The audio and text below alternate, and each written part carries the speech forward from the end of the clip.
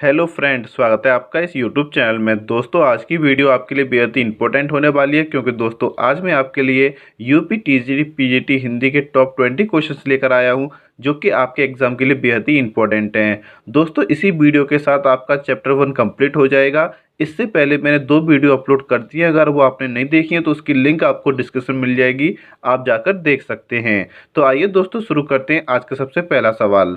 तो पहला क्वेश्चन है, साहित्य जन समूह के हृदय का विकास है, यह परिभाषा किसकी है? तो इसका आंसर हो जाएगा बाल कृष्ण भट्ट। अगर दोस्तों आपको किसी भी सवाल का आंसर आता है तो आप कमेंट बॉक्स में कमेंट कर सकते हैं, और दोस्तों लास्ट में आप ये बताना न भूलें कि आपने 20 में से कितने का सही जवाब दिया। तो इसका आंसर क्या हो जाएगा? बालकृष्ण भट्ट। अब हम दोस्तों इसको विस्तार से पढ़ लेते हैं। साहित्य जन समूह के हृदय का विकास ये किसने कहा था? बालकृष्ण भट्ट ने कहा था। वहीं अगर हम बात करें अंतःकरण की वृत्तियों के चित्र का नाम कविता है, ये कहा था महावीर प्रसाद द्विवेदी ने। हिंदी नई चाल में ढली, ये कहा था भारतेंदु हरिश्चंद्र ने। और मनुष्य ही साहित्य का लक्ष्य है, ये कहा था हजारी प्रसाद द्विवेदी ने। तो दोस्तों आपको ये चारों ही पॉइंट याद रखने हैं, क्योंकि ये पेपर की दृष्टि से बहुत ही ज़्यादा इंपॉर्टेंट हैं। हमारा अगला क्वेश्चन है, भाषा काव्य संग्रह किसकी कृति है? तो इसका आंसर हो जाएगा महेश दत्त शुक्ल। दोस्तों आपसे यह भी पूछा जा सकता है कि भाषा काव्य संग्रह कब लिखा गया था? तो इसका आंसर हो जाएगा 1873 ईस्वी में लिखा गया था। किसने लिखा था? महेश दत्त शुक्ल ने लिखा था। बढ़ते अगले सवाल की तरफ। हिंदी साहित्य का अतीत के लेखक हैं, तो इसका आंसर हो जाएगा विश्वनाथ प्रसाद सिंह। दोस्तों यहाँ पर मैंने आपको एक टेबल दे रखी है, उसमें ग्रंथ का नाम, प्रकाशन वर्ष और इतिहासकार आपको दे रखे हैं। इस टेबल को बड़े ध्यान से समझिएगा, क्योंकि ये पेपर के दृष्टिकोण से बहुत ही ज़्यादा इम्पोर्टेंट है। दोस्तों यहाँ पर आपसे पूछा जा सकता है कि हिंदी साहित्य का अतीत कब प्रकाशित हुआ था? तो आपका आंसर हो जाएगा प्रथम भाग 1959 ईस्वी में, द्वितीय भाग 1960 ईस्वी में प्रकाशित हुआ था। वहीं अगर हम बात करें हिंदी साहित्य वैज्ञानिक इतिहास, ये 1965 ईस्वी में प्रकाशित हुआ था, और इसके इतिहासकार हैं गणपति चंद्र गुप्त। वहीं अगर हम बात करें हिंदी भाषा का विकास, तो ये 1924 ईस्वी में प्रकाशित हुआ था, और इसके रचनाकार हैं डॉक्टर श्याम सुंदर दास। हिंदी भाषा और साहित्य, इसके रचनाकार हैं डॉक्टर श्याम सुंदर दास, और ये प्रकाशित हुआ था 1930 ईस्वी में। अगर आपसे पूछा जाता है कि हिंदी कोविद रत्नमाला ये कब प्रकाशित हुआ था, तो दोस्तों इसके 2 भाग हैं, जिसका प्रथम भाग 1909 ईस्वी में और द्वितीय भाग 1914 ईस्वी में प्रकाशित हुआ था। इसके रचनाकार हैं डॉक्टर श्याम सुंदर दास। तो दोस्तों आपको ये सभी ग्रंथ याद रखने हैं, इसका प्रकाशन वर्ष भी याद रखना है, और इसके इतिहासकार के नाम भी आपको याद रखने हैं। बढ़ते हैं अगले सवाल की तरफ। हिंदी साहित्य के प्रथम काल को वीर काल किसने कहा है? तो इसका आंसर हो जाएगा विश्वनाथ प्रसाद मिश्र ने प्रथम काल को वीर काल कहा है। अब हम इसको विस्तार से पढ़ लेते हैं। यहाँ पर दोस्तों आपको एक टेबल दे रखी है, जिसमें कि पहले कॉलम में आपको नाम दे रखा है कि प्रथम काल को हम किस किस नाम से जानते हैं, और दूसरे कॉलम में आपको उसके जो नामकरण करता है उनका नाम दे रखा है। तो यहाँ पर आप इस टेबल को याद कर सकते हैं, क्योंकि ये टेबल आपके पेपर के लिए बहुत ही ज़्यादा इम्पोर्टेंट है। हमारा अगला क्वेश्चन है, जन्म काल की दृष्टि से निम्नलिखित कवियों का सही क्रम है। यहाँ पर दोस्तों आपको 4 कवि का नाम दे रखा है, और इसको जन्म काल के अनुसार सही क्रम में लगाना है। तो इसका करेक्ट आंसर हो जाएगा option number C, Chandvardai, Jagnik, Khusro और श्रीधर। अब दोस्तो68 इसका सही आंसर ये कैसे होगा, तो इसको हम विस्तार से पढ़ लेते हैं। यहाँ पर दोस्तों आपको याद रखना है कि चंद्रवरदाई का जो जन्म हुआ था वो 1168 ईस्वी में हुआ था। जगनिक का जन्म हुआ था 1173 ईस्वी में। अमीर खुसरो का जन्म हुआ था 1253 ईस्वी में, और श्रीधर का जन्म हुआ था वो आपकी 14वीं शताब्दी में हुआ था। तो यहाँ पर आपको ये याद रखने हैं, उसी के अनुसार इसको सही क्रम में आपको सजाना है। हमारा अगला क्वेश्चन है, हिंदी साहित्य के रीत काल का श्रृंगार काल नाम किसने दिया था? तो दोस्तों इसका आंसर हो जाएगा ऑप्शन नंबर सी, विश्वनाथ प्रसाद मिश्र ने। विश्वनाथ प्रसाद मिश्र ने दोस्तों रीत काल को क्या कहा था? श्रृंगार काल कहा था। हमारा अगला क्वेश्चन है, किस लेखक के इतिहास ग्रंथ में सर्वप्रथम हिंदी साहित्य का काल विभाजन मिलता है? तो इसका आंसर हो जाएगा option number D, George Grierson. अब हम इसको विस्तार से पढ़ लेते हैं। दोस्तों आपको पता होना चाहिए कि सर्वप्रथम जॉर्ज ग्रियर्सन ने अपने इतिहास ग्रंथ the modern vernacular literature of Hindustan में काल विभाजन किया था। यहाँ पर दोस्तों अगर आपको ग्रंथ का नाम दे रखा होता तो ग्रंथ का नाम क्या हो जाएगा? The modern vernacular literature of Hindustan में काल विभाजन का जिक्र किया है। यहाँ पर दोस्तों आपको यह भी याद रखना है कि ग्रियर्सन ने हिंदी साहित्य का काल विभाजन निम्नवत नामों से किया था।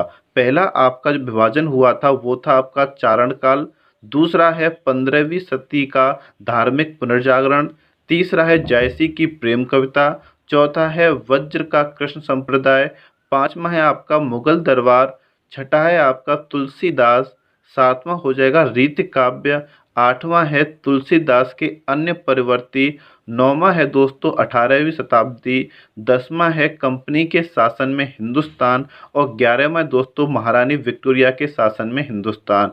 तो यहाँ पर आपको याद रखना है कि जॉर्ज ग्रियर्सन ने हिंदी साहित्य का जो काल विभाजन किया था वो 11 नामों से किया था। हमारा अगला क्वेश्चन है दोस्तों, ये क्वेश्चन बहुत ही ज़्यादा इम्पोर्टेंट है। आचार्य रामचंद्र शुक्ल द्वारा रचित हिंदी साहित्य का इतिहास का प्रकाशन वर्ष है। दोस्तों इसके बारे में मैंने आपको भी पहले बताया था और उम्मीद करता हूँ आप इसका मुझे करेक्ट आंसर देंगे। इसका आंसर हो जाएगा ऑप्शन नंबर डी 1929। आचार्य रामचंद्र शुक्ल द्वारा रचित हिंदी साहित्य का इतिहास 1929 ईस्वी में प्रकाशित हुआ था। हमारा अगला क्वेश्चन है अमीर खुसरो का पूरा नाम क्या है? दोस्तों ये बहुत ही इम्पोर्टेंट और फेमस क्वेश्चन है और आपको इसका आंसर कमेंट बॉक्स में कमेंट करना है। यहाँ पर दोस्तों मैं आपको इनके बारे में थोड़ा सा बता देता हूँ, बाकी इनका पूरा नाम क्या था ये आप कमेंट बॉक्स में कमेंट करेंगे। यहाँ पर आपको याद रखना है कि खुसरो निजामुद्दीन औलिया के शिष्य थे। ये खड़ी बोली के कवि कहे जाते हैं। इनके द्वारा रचित ग्रंथ हैं खालिक बारी, पहेलियाँ, मुकरियाँ, दो सुखने और गज़ल। तो दोस्तों इनके द्वारा रचित ग्रंथ कौन कौन से ये मैंने आपको बता दिए हैं और इसका पूरा नाम आपको कमेंट बॉक्स में कमेंट करना है। हमारा अगला सवाल है हिंदी भाषा का उद्गम और विकास के लेखक हैं? तो इसका आंसर हो जाएगा डॉक्टर उदय नारायण तिवारी। यहाँ पर दोस्तों मैंने आपको इसके बारे में पहली वीडियो में बता दिया था। अगर आपने वो वीडियो नहीं देखी है तो बहुत ही अच्छी और इम्पोर्टेंट वीडियो है, वो आपको जाकर देखनी चाहिए। हमारा अगला क्वेश्चन है हिंदी नवरत्न का रचना काल क्या है? तो दोस्तों इसका आंसर हो जाएगा ऑप्शन नंबर सी 1910 ईस्वी। यहाँ पर दोस्तों आपसे यह भी पूछा जा सकता है कि हिंदी नवरत्न की रचना किसने की थी? तो यहाँ पर आपको याद रखना है इस ग्रंथ की रचना मिश्र बंधु ने की थी। मिश्र बंधु में दोस्तों गणेश बिहारी, श्याम बिहारी तथा सुखदेव बिहारी मिश्र हैं। क्योंकि ये क्या होता है, ये आपका एक नाम नहीं है, इसमें 3 इतिहासकारों के नाम जुड़े हुए हैं। तो ये आप याद रखेंगे कि हिंदी नवरत्न की रचनाकार कौन हैं? मिश्र बंधु हैं और इसकी रचना कब की गई थी? 1910 ईस्वी में की गई थी। अगला क्वेश्चन है दोस्तों कौन मिश्र बंधुओं में नहीं है? दोस्तों इसका आंसर मैंने ऊपर आपको बताया था और इसका करेक्ट आंसर हो जाएगा option number C Krishna Bihari Mishra. Mishra बंधुओं में दोस्तों आपके गणेश बिहारी मिश्र हैं, श्याम बिहारी मिश्र हैं और सुखदेव बिहारी मिश्र भी हैं। यहाँ पर दोस्तों आपसे यह भी पूछा जा सकता है कि मिश्र बंधु विनोद नामक इतिहास ग्रंथ की रचना किसने की थी? तो इसका आंसर भी क्या हो जाएगा? मिश्र बंधु ने की थी। हमारा अगला क्वेश्चन है हिंदी साहित्य के इतिहास लेखन की परंपरा में मिश्र बंधुओं ने किस ग्रंथ द्वारा अपना महत्वपूर्ण योगदान दिया? तो दोस्तों इसका करेक्ट आंसर हो जाएगा मिश्र बंधु विनोद के द्वारा हिंदी साहित्य के इतिहास लेखन की परंपरा में मिश्र बंधुओं ने योगदान दिया था। दोस्तों आपको याद रखना है मिश्र बंधु विनोद 4 भागों में विभक्त है। इसके 3 भागों का प्रकाशन सन 1913 ईस्वी में तथा चौथे भाग का प्रकाशन 1937 ईस्वी में हुआ था। हमारा अगला क्वेश्चन है साहित्य के इतिहास के संदर्भ में निम्नलिखित कथन किसका है? दोस्तों यहाँ पर आपको एक कथन दे रखा है और आपको ये बताना है कि ये कथन किसने लिखा था। तो इसका करेक्ट आंसर हो जाएगा ऑप्शन नंबर ए आचार्य रामचंद्र शुक्ल ने। बढ़ते हैं अगले सवाल की तरफ जो कि आपका बहुत ही इंपॉर्टेंट क्वेश्चन है निम्नलिखित में से कौन सा युग्म असंगत है? यहाँ पर दोस्तों आपको 4 युग्म दे रखे हैं और आपको ये बताना है कि इसमें से कौन सा युग्म आपका गलत है। तो दोस्तों आपका जो ऑप्शन नंबर सी होगा, हिंदी साहित्य का दूसरा इतिहास, ये आपका गलत हो जाएगा, क्योंकि हिंदी साहित्य का दूसरा इतिहास बच्चन सिंह ने लिखा था, न कि हजारी प्रसाद द्विवेदी ने लिखा था। बढ़ते हैं अगले सवाल की तरफ। हिंदी गद्य के उद्भव काल में संस्कृत निष्ठ हिंदी का पक्ष किसने लिया था? तो इसका करेक्ट आंसर हो जाएगा ऑप्शन नंबर डी, राजा लक्ष्मण सिंह ने। बढ़ते हैं अगले सवाल की तरफ।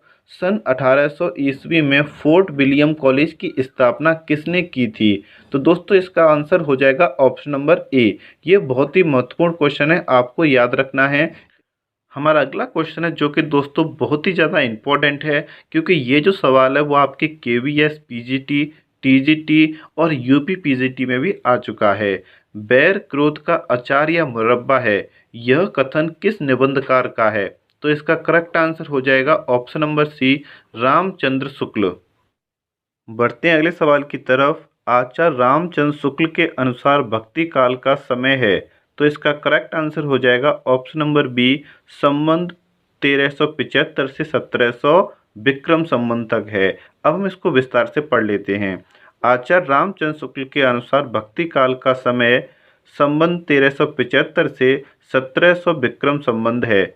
जबकि दोस्तों अगर बात करें आदिकाल के समय सीमा की, तो 1050 से 1375 विक्रम संबंध तक है।